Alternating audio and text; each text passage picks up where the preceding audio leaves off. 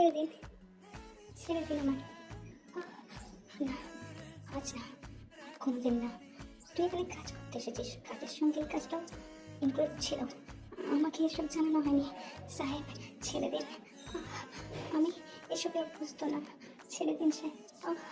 ব্যথা লাগছে সাহেব, ব্যথা লাগছে। ব্যথা লাগুক, ব্যথা লাগার জন্যই তো করছি এসব। আমাকে এসব বলা হয়নি সাহেব, আমাকে যেতে দিন। না, না, ছাড়বো না, ছাড়বো না আমি। আহ, এটা আমার প্রথমবার, একটু আসতাম দয়া করে। এক নামনাচাড়া ফুলকে আপনার বাগিচায় এনে দিয়েছি। কড়া মাল ছিল। আপনার কেমন লেগেছে? আপনি ওই মেয়ে কাউকে কিছুই বলতে পারবে না। ওর কাছে ওর বোনই সর্বস্ব। ওর বোন কঠিন অসুখে অসুস্থ, ব্রেস্ট ক্যান্সার, আর্লি স্টেজ ধরা পড়েছে। ও এক প্রকার নিরুপায় হয়েই কাজের জন্য পথে ঘুরে বেড়াচ্ছিল। আমি দেখলাম, মনে হলো পিওর ভার্জিনই ছিল আই থিঙ্ক, আপনি যেমনটা চেয়েছিলেন। কিন্তু স্যার, একদিন না একদিন গিয়ে তো আপনাকে বিয়ে করতেই হবে। এভাবে তো চলবে না। আঙ্কেল আন্টিও আপনাকে ছেড়ে কথা বলবেন না। আমি তো বলেছিলাম আপনি নাইট আউট করুন। আরে অনেকবারই এসব হামেশাই হয়। তাও আপনি বললেন না, আমার পিওর কাউকে লাগবে। তাই ওকে দিলাম। যদি ওকে পছন্দ না হয়, 2-3 সপ্তাহ বাদ আমি অন্য কোনো কাজের লোক দেখব। আপনি আমায় 1 সপ্তাহ দিয়েছিলেন, আর 1 সপ্তাহের মধ্যে এক নামনা ফুলকে আপনার বাগিচায় রেখে দিলাম। আশা করি আপনার ভালো লাগবে, আপনি উপভোগও করবেন। সেই ফুলকে নষ্ট করবেন, ছিঁড়ে ফেলবেন, সেটা আপনার দায়িত্ব। আর যদি এই ফুল নষ্ট হয়ে যায়, আমি আপনাকে নতুন এক নামনা ফুল আবার এনে দিব। চিন্তা নেই। আপনার উপভোগের জন্য আমার জীবনকেও বাজি রাখতে আছি আমি। আপনি একসময় আমার জন্য অনেক করেছেন, আমার ফ্যামিলির জন্য অনেক করেছেন। আপনার কাছে আমার ফ্যামিলি, আমি চিরকৃতজ্ঞ। আমার বাবা মা না থাকা সত্ত্বেও আপনি আমাকে দেখে রেখেছেন। আপনি আমাকে বড় করেছেন, এটাই অনেক। এক সিওর যেমন একটা কাজের মেয়ের প্রতি আটকে যাবে আমি ভাবতেও পারিনি। বাইরে এসেছি কাজে, ড্রাইভিংও করছি, কিন্তু কালকে রাতের ঘটনা এখনো যেন আমার স্মৃতিপটে উজ্জ্বল। আমি কিছুতেই ভাবতে পারছি না আমি কালকে কারোর প্রতি এত রূপ হয়েছিলাম, এত রাফ হয়েছিলাম। মেয়েটা কি করছে কে জানে। অবশ্য ওর বিষয় নিয়ে আমাকে ভাবার দরকার নেই। ও একটা কাজের মেয়ে, কাজের মেয়ে হয়ে থাকবে সারা জীবন। ওর বিষয় নিয়ে আমি এত কেন ভাবছি? কিন্তু যখন ওকে প্রথমবার দেখেছিলাম, তখনই মনে হচ্ছিল সে যেন আমার ভীষণ চেনা। ওই গায়ের স্মেলও। যখন জেহব স্যার আমাকে অত টাকা অফার করলেন, তখনই বিষয়টা আমার কাছে জটিল মনে হয়েছিল। কিন্তু ভেবেছিলাম হয়তো কোনো সহৃদয়বান ব্যক্তি আমাকে এই কাজটার সুযোগ দিয়েছে। কিন্তু যখন জানতে পারলাম, তখন আর কিচ্ছু করার থাকলো না। আমাকে যে জিমিনকেও বাঁচাতে হবে। ব্রেস্ট ক্যান্সারের ট্রিটমেন্টের দামও অনেক। ডাক্তাররা অনেক জায়গায় ট্রিটমেন্ট করানোর জন্য বলেছে, কিন্তু এই মানুষটার নোংরা স্পর্শ জলে ধুয়েও যাচ্ছে না। সারা জীবন হয়তো রয়ে যাবে আমার শরীরের ভাঁজে। আমার ভাবতেও অবাক লাগছে। আমি ভেবেছিলাম যাকে ভালোবাসবো তাকেই আমার সব কিছু দেব। আর কিছুই রইল না আমার মাঝে, কিচ্ছু দেওয়ার মতো। আচ্ছা, গরিবদের কি এতটাই কষ্ট পেতে হয়? আমরা তো কোনোদিনও গরিব ছিলাম না। আমার বাবা মা ছেড়ে চলে যাওয়ার পর হ্যাঁ, এসব ভাবে চিন্তা লাগছে, ভালো লাগছে না। জিমিন কি করছে কে জানে, আমাকে হসপিটালে যেতে হবে। দি ভাই, এত টাকা কোথা থেকে জোগাড় করলি? তোকে এত ভাবতে হবে না। আমি তোর দিদি না, তুই আমার দিদি। কিন্তু তাও দিদি ভাই, আমাদের তো এত টাকা ছিল না। আমরা ওই বস্তিটাই থাকতাম। খুব কষ্ট করে তুই টিউশন পড়িয়ে টাকা রোজগার করতিস। তুইও তো একটা কলেজ স্টুডেন্ট। বড় পাকা পাকা কথা শিখেছিস জিমিন। তোর ট্রিটমেন্ট আমাকে করে লাগবে। আমি তোর মা, আমি তোর বাবা। যবে থেকে আমাদের বাবা মা আমাদের থেকে ছেড়ে চলে গিয়েছে, তবে থেকে তো আমি তোর মা বাবা হিসেবে ভূমিকা পালন করছি। তারা কোথায় আমি আজও জানি না। তারা যদি বেঁচে আছে না মরে আছে সেটাও আমরা জানি না। এখন তোর সব দায়িত্ব আমার, তাই তোকে এত শত ভাবতে হবে না। তুই ডাক্তারবাবুর কথা মতো সমস্ত ওষুধ খা। আমি মাঝে সাঝে খাবার নিয়ে আসবো এখানে, আর সমস্ত খাবার দিব। চিন্তা করিস না, তাড়াতাড়ি তুই সুস্থ হয়ে উঠবি। হয়তো 3-4 মাস লাগবে, আর তার মধ্যে মধ্যে তোর ট্রিটমেন্ট কমপ্লিট হয়ে যাবে। তারপর আমরা আগের মতো আগের জীবনে ফিরে যাব। দিদি ভাই, আমার জন্য তোকে অনেক কষ্ট করা লাগছে না, তাই না রে? না জিমেন, কোনো কষ্ট না। তুই আমার বোন, তোর জন্য এটুকু আমায় করতে হবে না? তুই আমার প্রাণের রক্ত, তুই আমার সব কিছু জিমেন। আমি তোকে দিদি কম, মা হিসেবে বেশি দেখেছি। তোকে আমি মায়ের মতো লালন পালন দিয়ে বড় করেছি। আমি জানি দিদি ভাই, কিন্তু আমার জন্য তোর জীবনটা এতটা কষ্টের হোক আমি কখনোই চাইনি। শোন, যাই করিস নিজেকে কখনো ছোট পথে নামাস না আমার জন্য। আর যাই হোক, আমি জানি দুনিয়াটা কতটা কঠিন, আর আমাদের মতো মেয়েদের কাজদের জন্য অনেক মানুষ অনেক কিছু প্রলোভন দেখাবে। জিমিন, তোকে আমি বলতেও পারবো না ওই পথে আমিও নেমেছি। এতদিন আমি জানতাম না এত বড় ষড়যন্ত্র আমার পিছনে লাগানো হয়েছে। ওই সাহেব আমাকে পশুর মতো ছিঁড়ে ছিঁড়ে খেয়েছে। আমি তোকে বলতে পারবো না সেসব কথা। শীঘ্রই আসবো হসপিটালে তোকে দেখতে। ততদিন নিজের খেয়াল রাখবি। খাবার পাঠিয়ে দিব। সবসময় তো আসা সম্ভব হবে না। আমি একটা কাজে ঢুকেছি, সেখানে দিন রাত আমাকে কাজ করতে হয়। আমার জন্য তোকে অনেক কষ্ট করতে হচ্ছে না দিদি। আমি যখন সুস্থ হয়ে উঠবো, আমি তোর জন্য সমস্ত কিছু করবো। তখন তুই রেস্ট নিবি কিন্তু। আচ্ছা ঠিক আছে, তা দেখা যাবে। তুই কিন্তু নিজের যত্ন নিবি। হ্যাঁ নেব। আমি খুব ভাগ্য করে তোর মতো একটা দিদি পেয়েছি, নয়তো হয়তো আমি আজ পৃথিবীতে আলোয় দেখতে পেতাম না। তুই আমাকে অনেক আগলে রেখেছিস দিদি। ঠিক যেমন একটা পাখি তার ছানাদেরকে ডানা দিয়ে আঁকড়ে রাখে ঝড় বৃষ্টির দিনে। চেহব সাহেব এই কাজটা না করলেও পারতেন, এই অনাচারটা না করলেও পারতেন। আপনাকে বড় ভাই মেনেছিলাম। আপনি যখন আমাদের ক্যাফে শুপে যেতেন, আমি আপনাকে কফির সাথে এক্সট্রা মাফিন, এক্সট্রা কুকিজ দিতাম। আমি আপনাকে বড় ভাইয়ের মতো দেখেছিলাম, তাই আমার দুঃখের দিনে আপনাকে সবটা বলেছিলাম। কিন্তু কখনোই ভাবিনি আপনার পেছনে এমন ষড়যন্ত্র থাকবে। আপনি এই ক্ষতিটা কেন করলেন? আজ যদি আপনার নিজের বোন হতাম, তাহলে এটা করতে পারতেন চেহব সাহেব? বলুন, পারতেন কি? কেন করলেন চেহব সাহেব? আমি কি করেছি? আপনার তো কোনো ক্ষতি করিনি। আমার ইজ্জত আর রইল না। একটা মেয়ের কাছে সব থেকে দামি যদি কিছু হয়, সেটা তার ইজ্জত হয়। আমার বোনের চিকিৎসার জন্য আমাকে ইজ্জত বিকিয়ে দিতে হলো। আচ্ছা, গরিব হলে কি এতটাই কঠিন দুনিয়াটা আমাদের জন্য? আপনারা কেন তাহলে ভালো মানুষের মুখোশ পরে বেরোন? এত পলিশ জামা, এত ভালো ব্যবহার, তাহলে কি সব কিছুই মানুষকে ফাঁসানোর জন্য? আমার মতো অসহায় মেয়েদেরকে আপনাদের ট্রাপে ফেলার জন্য? তারপর চাঙ্গুক সাহেবের কাছে চড়া দামে বিকিয়ে দেওয়ার জন্য? কেন করলেন? আপনার থেকে এরকম ব্যবহারটা আশা করিনি। আমি আর আপনাকে কোনো কাজ থেকে দেওয়ার জন্য বলবো না। যখন একবার নোংরা হয়ে গেছি, আর তো কোনো প্রশ্নই ওঠে না অন্য জায়গায় কাজ করার। এখানেই কাজ করব, কিন্তু আপনাকে আর কোনোদিনও ক্ষমা করবো না আমি। কোনোদিনও না। এবারটা দেখাচ্ছিস কাকে? তোর মতো মেয়েরা তো এরকমই চাস। আমাকে বড় ভাই মেনেছিলি না আমার কাছ থেকেও কিছু হাতাতে চেয়েছিলি? আমি কি বুঝি না সেসব? শোন, তোর ওই ন্যাকা কান্নাতে আমার মন ভরবে না। জাকুর সাহেবের কাছে আছিস, টাকা দিয়ে তোকে ভরিয়ে দেবে। আর ইজ্জত, সে আজ যেতে পারে কালও যেতে পারে। তোর যখন ভালো কাজে গেছে, ভালো কথা না? তোর বোনের চিকিৎসা হচ্ছে, তার জন্য পয়সা এনাফ জাকুব সাহেব তোকে দিচ্ছে। এটাই তো তোর কাছে অনেক ভালো খবর। তা না করে তুই আমাকে দোষ দিচ্ছিস। আমার কারণেই তো তুই তোর বোনের চিকিৎসা করাতে পারছিস, সেটা ভুলে যাস না। আমাকে ঘাঁটাতে আসিস না তে। তাহলে কিন্তু ফল ভালো হবে না। জাকুব সাহেব একজন সিওর, পাশাপাশি একজন আন্ডারগ্রাউন্ড মাফিয়াও।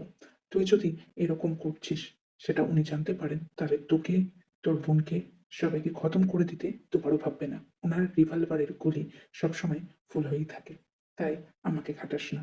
আমার সঙ্গে সুলভ ব্যবহার করবি, আর তোর জাকুব সাহেবের সঙ্গেও। আমি তোর সঙ্গে কিচ্ছু করবো না। তোর ইজ্জতে হাত দেওয়ার আমার কোনো শখ নেই। জাকুব সাহেব চেয়েছিলই, তাই জন্যে তোকে এখানে এনেছে। চিন্তা করিস না, তুই তো এখানে রাজার হালেই থাকছিস। শুধুমাত্র জাকুব সাহেবের সমস্ত কাজ তোকে করতে হচ্ছে, বাদ বাকি এখানে তো কোনো রকম কাজের প্রেশার নেই।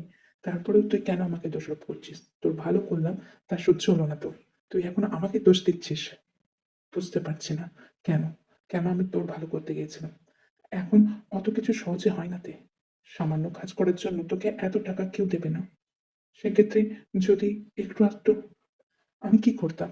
আমার কাছে এটাই কাজের সুযোগ ছিল। আমি তোকে সেই কন্ট্রাক্ট পেপারটাও দিয়েছিলাম, যেখানে 4 মাসের চুক্তি ছিল। কিন্তু তুই যে না পড়েই সাইন করবি সেটা আমি জানতাম না। তুই তো কলেজে পড়ে একটা মেয়ে, ফার্স্ট ইয়ার তো অলরেডি হয়ে গিয়েছে, সেকেন্ড ইয়ারের স্টুডেন্ট। আমি কখনোই ভাবতে পারিনি তুই নির্বুদ্ধিতার মতো কাজ করবি। তুই উইদাউট দেখে সাইন করে দিবি। এই মেয়ে, অত কৈফিয়ত চার তুমি কে? হ্যাঁ, তুমি কে? টাকা দিচ্ছি না তুমি, তার বদলে নিজের কদর, নিজের ইজ্জত সবকিছু তুমি আমায় দেবে। আর তুমি চেহবকে কেন কোয়েশ্চেন করছো? তোমার যদি কোনো কিছু জিজ্ঞেস করার থাকে আমাকে করো। আর ইমিডিয়েটলি আমার রুমে এসো এখন। আর হ্যাঁ, হট কফিও নিয়ে আসবে। আর খবরদার যদি তুমি চেহবকে জাজ করো, তাহলে তোমাকে আমি এই কাজে রাখবো না। চিরকালের জন্য বিদায় দিব। ঠিক আছে? একদম গেট আউট করে দেবো। আমার শোনো চেহব, ওই মেয়ে যদি তোমায় কিছু বলে তুমি আমায় বলবে। সেদিনই ওর এখানে লাস্ট দিন হবে। কি ভাবে ও আমায়? হ্যাঁ, তুমি কি ওকে বলোনি আমি একজন আন্ডারগ্রাউন্ড মাফিয়া? ওকে আমি ছেড়ে দিব না সহজে। ও এই কন্ট্রাক্টটা সাইন করেছে, তার দরুন ওকে 4 মাস এখানে থাকতে হবে, আমার কথা মতো চলতে হবে। ও তোমাকে এত কৈফিয়ত জিজ্ঞাসা করার কি অত সাহস ওকে কে দিয়েছে? ওইসব মেয়েদের সঙ্গে অত নরম হতে যাবে না। বস্তির মেয়ে, আর কতটুকু শিক্ষা থাকবে ওর কাছে? দেখাচ্ছে নিজেকে যেন চিরপবিত্র সতী। হ্যাঁ, আমি জানি না এর আগে কত কি করে বেরিয়েছে, কত ঘরে গেছে আড়ালে, কত নোংরা নোংরা কাজ করেছে। হ্যাঁ, এখন আবার সতী সাজতে এসেছে। হ্যাঁ, বাদ দাও তো। তুমি যাও এখান থেকে, বাদ বাকিটা আমি দেখে নিচ্ছি। আর শোনো, 2 মিনিটের মধ্যে কফি রেডি চাই। 2 মিনিটের মধ্যে কফি রেডি করে নিয়ে আমার রুমে আসবে। That's all. আর কত, আর কত অদিষ্ট, আর কতটা কষ্টে তুমি আমাকে দেখতে চাও আমি জানি না। সাহেবদের মধ্যে গতি বুঝি এরকম হয়। চাই, কফিটা বানিয়ে নিয়ে যাই। ঠিকঠাক টেস্ট করে দেখি, নয়তো হয়তো আমাকে অনেক কথা শুনতে হবে। ঠিক আছে, নিয়ে যাই। জানি না এই কষ্ট কতদিন পোহাতে হবে। শুধু কফিতে মন ভরবে না, তাই টফিটাও দরকার। আমি খুব খুশি হচ্ছি তুমি আমার ড্রেস কোড ফলো করেছো। ওভারসাইজ টি শার্ট আর অন্তর্বাস। এই অন্তর্বাস না পড়লেও কোনো ক্ষতি নেই তে। এই রুমে আর কেউ আসবে না। এই ভিলাতে তুমি আর আমি ছাড়া কেউ থাকবে না। এই বলে জাঙ্কুক খুব স্বাভাবিকভাবে তীর অন্তর্বাস খুলে ফেলল। তাকে জাঙ্কুকের পায়ের মাঝ বরাবর এনে বসালো এবং জাঙ্কুকের অস্ত্র ঢুকিয়ে দিল খুব সযত্নে দেহের ভিতর। বারবার প্রহার করছিল দেহের ভিতরে। সংঘাতের এক পর্যায়ে পেরিয়ে আসে সাদা থকথকে খেয়ে যা খুব তৃপ্তি করে খাচ্ছিল জাঙ্কুক। খাবার শেষে সে আঁকড়ে ধরে দুই ছেড়ে তারও আস্বাদন করতে থাকে। একটা পর্যায়ে জাঙ্কুকের অস্ত্র নিজের জানান দেয় যে তার কাজ কমপ্লিট। তে খুব চিৎকার করে ওঠে এবং অজ্ঞান হয়ে পড়ে যায়। জাঙ্কুকের মুখে এক নিকৃষ্ট হাসি। তোকে পিষে মারতে আমার বেশ ভালো লাগে, আর তুই আমার নিচেতেই ভালো লাগিস। খুব বড় বড় কথা তোর, কিন্তু তুই একটা কাজের লোক, আর কাজের লোক হয়েই থেকে যাবি এই বাড়িতে। সাহেবকে তোকে সর্বস্ব দিতে হবে। এই বাচ্চাটা আমার বাচ্চা। কালকে তোমাকে আর বলা হয়নি কারণ তুমি অজ্ঞান হয়ে গিয়েছিলে, তাই এই বাচ্চাটাকে দেখে রাখবে। এই বাচ্চাটা আমার বাচ্চা। এই বাচ্চাটার কোনো অযত্ন যেন না হয়।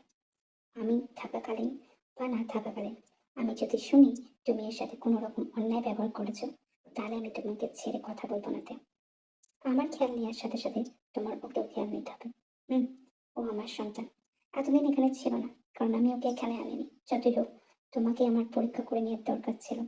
এখন আমি মনে করি তুমি উপযুক্ত ওকে দেখাশোনা করতে। আর তো 2 মাস, তারপর তোমার মুক্তি। ততদিন আমাকে ডিসঅ্যাপয়েন্টেড করো না। সকালে বাচ্চার খেয়াল রেখো, রাতে আমার। আশা করি তুমি বুঝেছো। এতদিন ধরে সেই সার্ভিস দিয়ে যাচ্ছ, সেটা তো দিতেই হবে। তার সঙ্গে সঙ্গে এই বাচ্চাটার খেয়ালও তোমাকেই রাখতে হবে তে।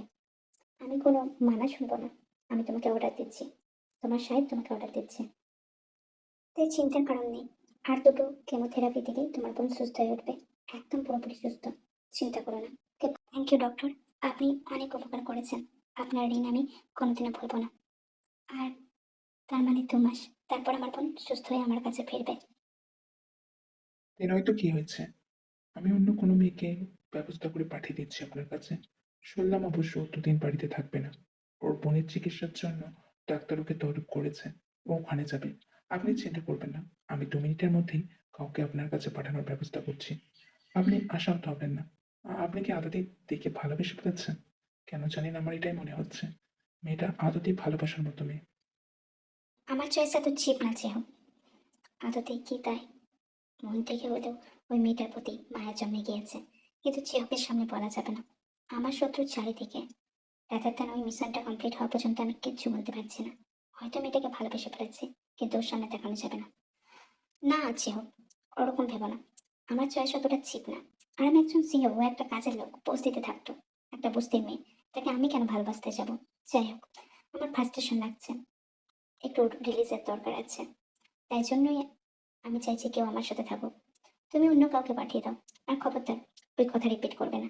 নিজের কাজ যদি নিজের কাছে প্রিয় হয়ে থাকে, নয়তো তোমাকে ওই কাজ থেকে পার করে দিব। ও একটা বস্তির মেয়ে হয়ে থাকবে। ওর যোগ্যতা আমার বউ হওয়ার না। ও আমার বউ না। কেমন? ও একটা বস্তির মেয়ে। ও আমার সমস্ত কাজ করে, তার সঙ্গে সঙ্গে আমাকে একটু সুখও দেয়। ব্যাস এইটুকুই।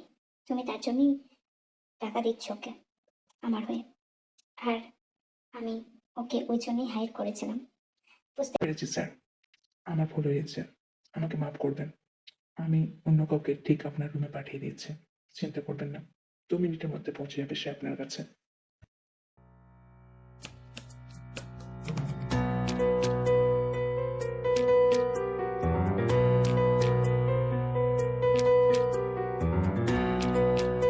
তুই ওনাতে কি ভাবিস? এরা সাহেব। আজ একটা গেলে 2টো ধরে আনবে। তোর জায়গা এতটাই ঠুনকো। তোকে টাকা দিচ্ছে, তুই টাকা নিবি, আর 2 মাস এখানে কাজ করবি। ওই বাচ্চাটার খেয়াল রাখবি, সেটার চাহিদা মেটাবি, কিন্তু তার অনেক হ্যাঁ থাকতেই পারে, তাতে তোর কষ্ট পাওয়ার দরকার নেই তে। তুই ওইরকম একটা অমানুষকে ভালোবাসতে পারিস না। কেনই বা ভালোবাসবি? যে তোকে এত আঘাত দিয়েছে, সেই মানুষটা আদতেই নোংরা প্রকৃতির একটা লোক, নিষ্ঠুর। সে তোকে চায় না, সে অনেকজনকে চায়। সে তোকে একা ভালোবাসে না, সে অনেকজনের শরীরে হাত লাগায়। তোর জন্য সেই সাহেব একদমই উপযুক্ত না। আর কেনই বা সে তোকে বেছে নেবে? তোর কি আছে? তুই একটা বস্তির মেয়ে শুধু। বাদ দে, যা দেখেছিস তা ভুলে যা। তুই এখানে কাজ করতে এসেছিস, তোর কাজ করে তুই এখান থেকে সমস্ত টাকা নিয়ে 2 মাসের মধ্যে চলে যাবি, ব্যাস এইটুকুই। আর নিজের অনুভূতিকে ছাড়া দিয়ে পারতে দিস না, তাকে আজই শেষ করে দে। দেখলি তো তুই চোখের সামনে কিভাবে ওই মেয়েটা জাঙ্কুক স্যারকে আঁকড়ে ধরেছিল। তোর জায়গা আর তার জায়গার সমান। তুই নিজেকে মহারানী ভাবিস না তে, ভাবিস না। How dare you to touch me? এতটা কাছে আসার মানে কি? আমি তোমাকে অনুমতি দিইনি। এই মেয়ে, যাও এখান থেকে। দিয়ে চলে এসেছে। আবার কি? আমি তো এটাই চাইছিলাম। আমার এমনিতেও ইচ্ছে করে না অন্য কাউকে ছুতে।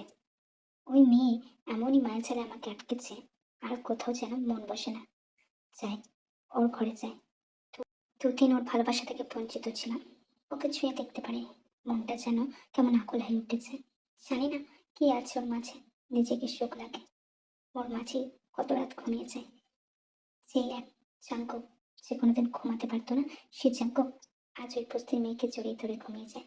সে বস্তির মেয়ে হোক বা অন্য কিছু, আমি তো এটা বুঝে গেছি, ওকে ছাড়া আমার একদিন কেন, এক রাতও চলবে না, কখনোই চলবে না। তাই ওকে আমার কাছে বেঁধে রাখতেই হবে। এই 4 মাসের চুক্তি কেটে যাওয়ার পর অন্য কিছু ষড়যন্ত্র লাগিয়ে ওকে আমার কাছে বেঁধে রাখতেই হবে। ওকে ছাড়া আমার চলবে না। যে হোক, যে নাম না জানা ফুল এনে আমাকে দিয়েছিল, সে এখন আমার বাগিচায় আমার প্রিয় ফুলের আখ্যায় আখ্যায়িত হবে। আমি কখনো ভাবতে পারিনি আমার পছন্দের তালিকায় সে এমন ভাবে আশিসটে বৃষ্টি জড়িয়ে যাবে। এই বলে চ্যাংকক ধীর পায়ে পায়ে তেয়ের রুমে ঢোকে, তাকে বিবস্ত্র করে এবং নিজেকেও আন্ড্রেস করে। তারপর লেগে পড়ে তার ভালোবাসার কাছে। 2 দিন যেন তার কাছে 2 বছরের ন্যায় ছিল। সে প্রতিটা মুহূর্তে তের অনুপস্থিতি মিস করেছিল। তার বাবা মাও কাল আসবে। এদিকে অনেক চাপ। তখন থেকে ঠিকভাবে স্পর্শ করা যাবে কিনা সে বিষয়ে সন্দেহ রয়েছে। তাই চাঙ্কুক আর রিস্ক নিতে চায় না। সে আজকেই মন ভরে থেকে আদর করতে চায়। প্রথম দিনে স্পর্শের ন্যায় এখন স্পর্শ অনেক ধীর হয়েছে। চাঙ্কুক জোরপূর্বক আর তের উপর ঝাঁপিয়ে পড়ে না। চাঙ্কুক নিজের ইচ্ছা মতো তাকে আদর করে, যে আদরে কোনো হিংস্রতা আজ থাকে না। বারবার তার কাছে মনে হয় এই সুগন্ধ যেন তার প্রিয় চেনা। আর তের পেটের কাছে যে চুড়ুল, সেই চুড়ুল সে আগেও দেখেছে।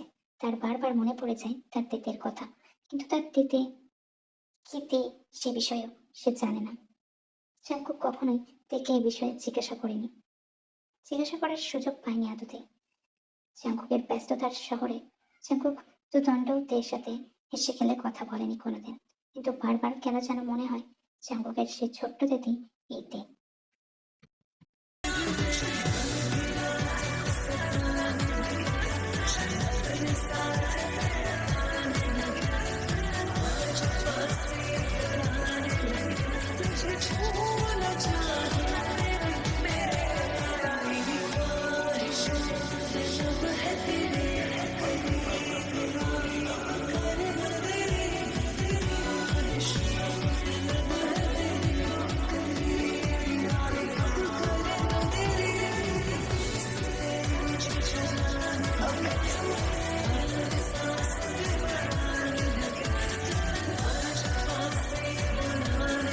আজ তোমার মিনেও চলে আসবে, আমি কখনো ভাবতে পারিনি।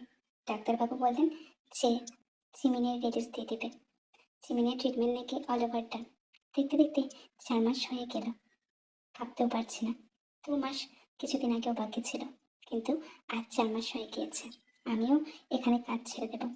তুমি এখানে ভালো থাকবে, কিন্তু তোমাকে অনেক আগলে রেখেছি আমি। কখনো মনে হয়নি তুমি অন্য কারো সন্তান।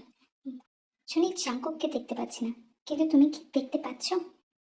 আয়ু আর লিচাং সাকের 2 মেয়ে, জিমিন আর তে, এককালে আমার সুগা আর চাঙ্কুকের ভালো বন্ধু ছিল। আমরা বিয়ে ঠিকও করে রেখেছিলাম। আমরা তো ভেবেছিলাম তোমরা মরে গিয়েছো লিচাংসাক আর আয়ুর সাথে। লিচাংসাক আর আয়ু আমাদের সঙ্গে ভীষণভাবে কানেক্টেড ছিল। আমরা বিজনেস পার্টনারও ছিলাম। আয়ু বিজনেস সামলাতো আর আমিও। আর তার সঙ্গে সঙ্গে তোমাদের আঙ্কেল আর তোমার বাবাও। তোমরা এখানে আমি ভাবতেই পারিনি। যাই হোক, তোমরা থাকো, আমাদের সঙ্গে কিছুদিন থাকো, তারপর যেখানে যাবার যেও, কেমন? দিয়ে তোমার এই অবস্থা কেন? চোখের নিচে কালি, এরকম চুলের অবস্থা, পোশাক আশাকও পরিচ্ছন্ন না। শরীর ঠিক আছে তো তোমার? হ্যাঁ। মা কি বলছো? ওটাই তার মানে জিমির বেবি, আর এটাই আমার দিদি? আমি ঠিকই ছিলাম। ওর পেটের চুলটা বারবার বলে দিত ও আমার তে। কি বলে ফেললাম? মা, তোমরা বসো, আমি তের সাথে কিছু কথা বলতে চাই। জিমি, রেস্ট নাও, কেমন? আমি আসি। তোমার দিদির সাথে আমার কোনো একটু জরুরি কথা ছিল আর কি। তোমরা খাবে এখানে, আমার খাওয়া শেষ হয়ে গিয়েছে।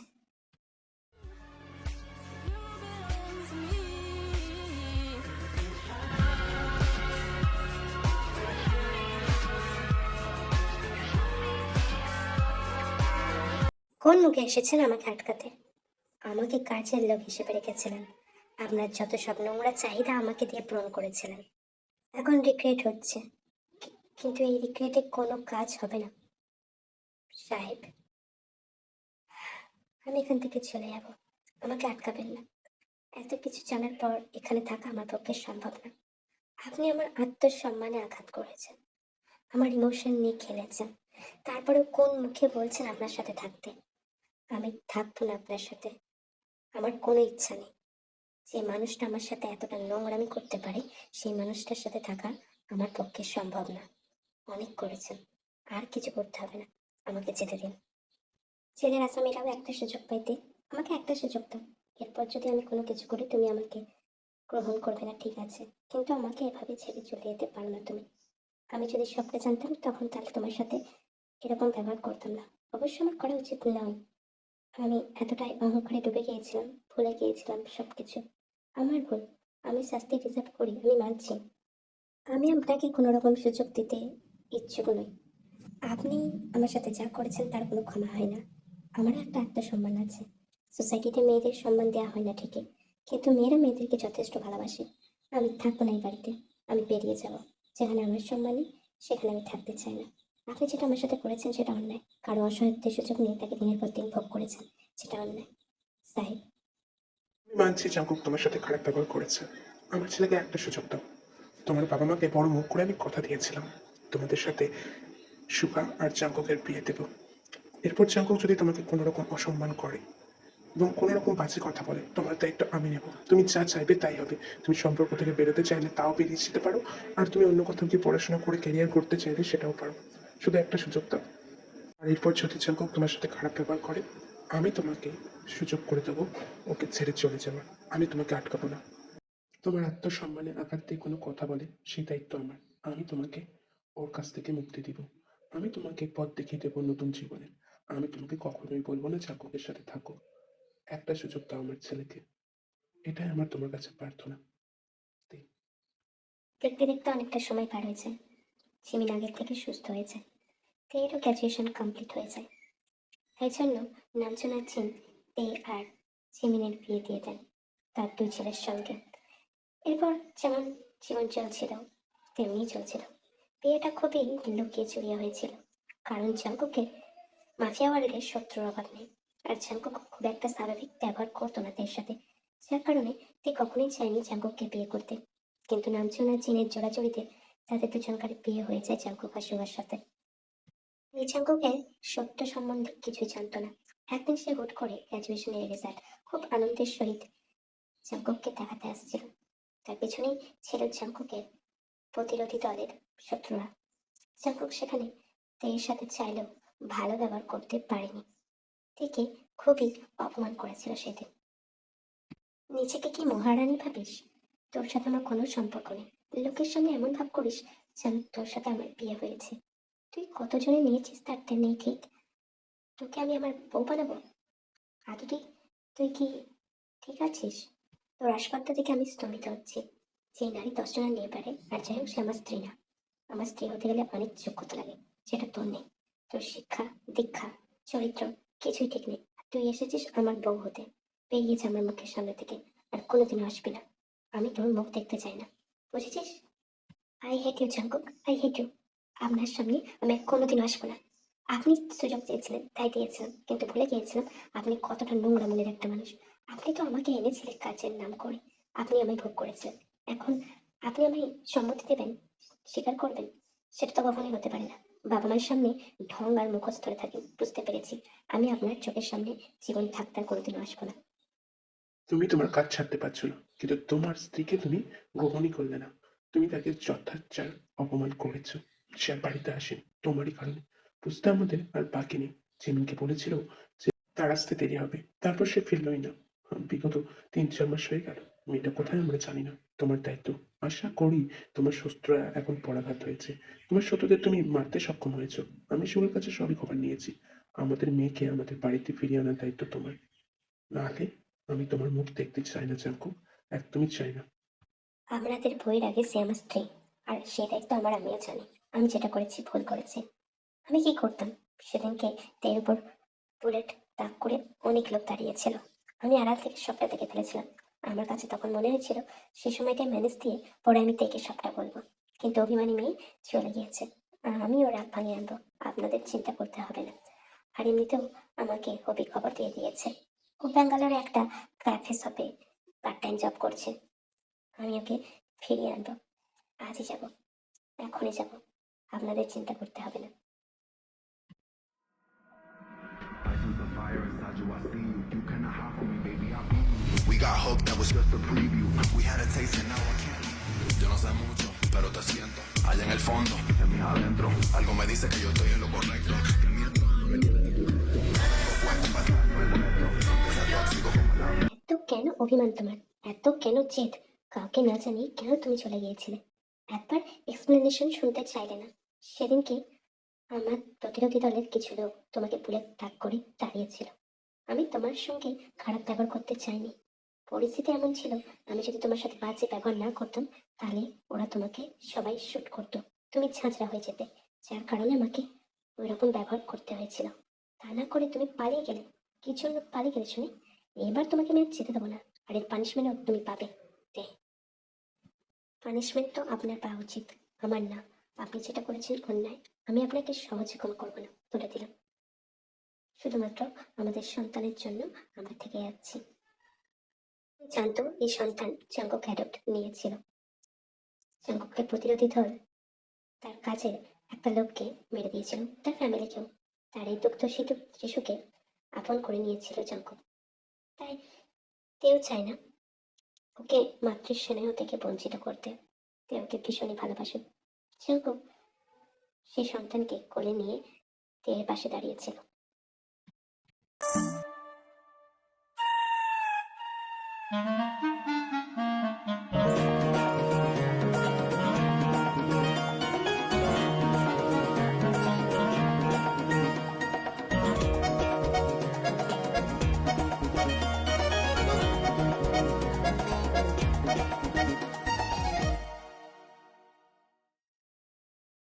গত 6 মাসেও তুই আমার কাছে আসেনি, আমার সাথে ঠিক মতো কথা বলেনি। আর কত অভিমান ওর আমার প্রতি জানি না। আর এদিকে সুগাদা ভাই চিমিনের ঘর থেকে প্রতিদিনই অনেক রকম আওয়াজ ভেসে আসে।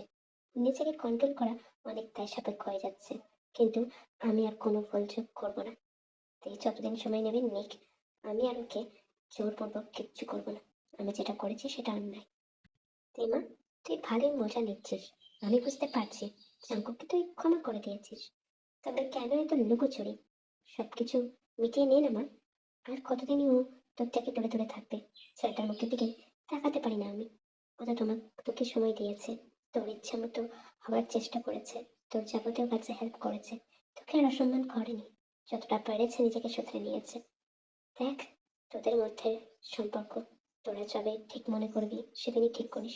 আমার ছেলেকে এই অবস্থায় দেখতে আমার আর ভালো লাগছে না। তার মানে এই না আমি তোকে বলছি তুই ওকে ক্ষমা করে দে। তোর যখন মনে হবে তুই তখনই করিস। এই এমন রসিকতার মানে কি? এরকম নাইটি শুট কেন পড়েছো তুমি? এদিকে আমাদের সন্তানও ঘুমাচ্ছে। তুমি কি চাও? আমি অনেক কষ্টে আছি, অনেক কষ্টে নিজেকে সামলেছি। আপনি বুঝতে পারেননি আদতে আমি কি চাই। আমি আপনাকে ক্ষমা করে দিয়েছি। আমি আপনাকে চাই। আশা করি এবার বুঝতে পেরেছেন। এখন সাদরে গ্রহণ করবো। Jungkook, thank you for understanding me. এতটা সময় দেওয়ার জন্য, আমাকে বোঝার জন্য, আমাকে চুল না করার জন্য। Thank you.